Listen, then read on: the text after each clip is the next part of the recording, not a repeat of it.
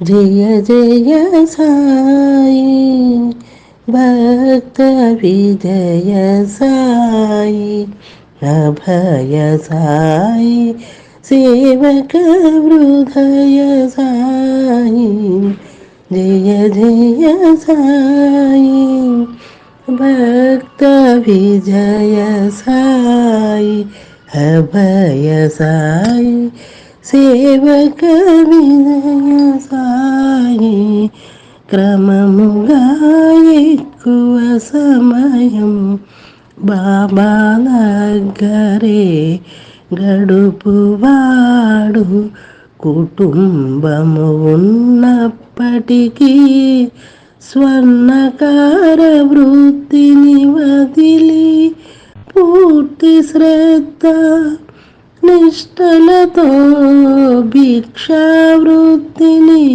స్వీకరించాడు.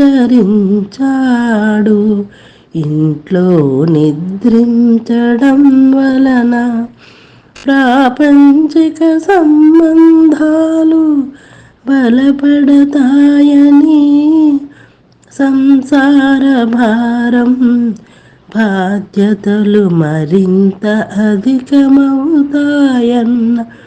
నెపంతో బాబాతో పాటు మసీదులో నిద్రించువాడు తన వస్త్రాన్ని నేలపై పరిచేవాడు.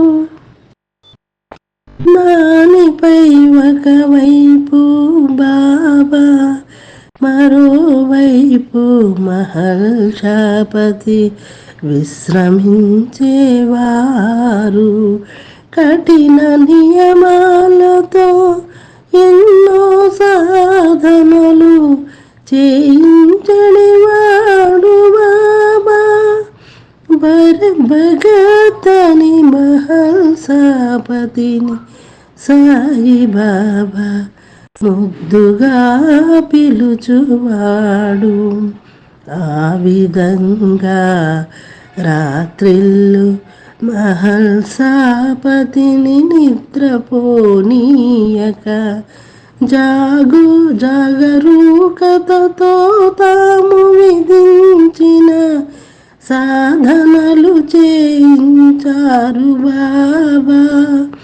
పగలు రాత్రి బాబా సాంగత్యాన్ని ఆస్వాదిస్తూ మహల్షాపతి ఎంతో ఆనందాన్ని ప్రయోజనాన్ని పొందుతుండేవాడు.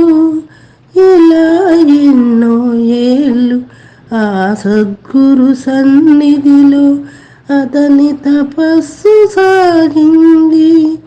బాబా మహల్సాపతిని భక్తి శరణాగతి ఆత్మార్పణ విషయంలో మహోన్నత స్థానంలో ఉంచారు. శ్రీ సాయి లీలామృతం అది మహావేదామృతం. ఇదెంత గ్రోలిన తరగని సుధామృతం.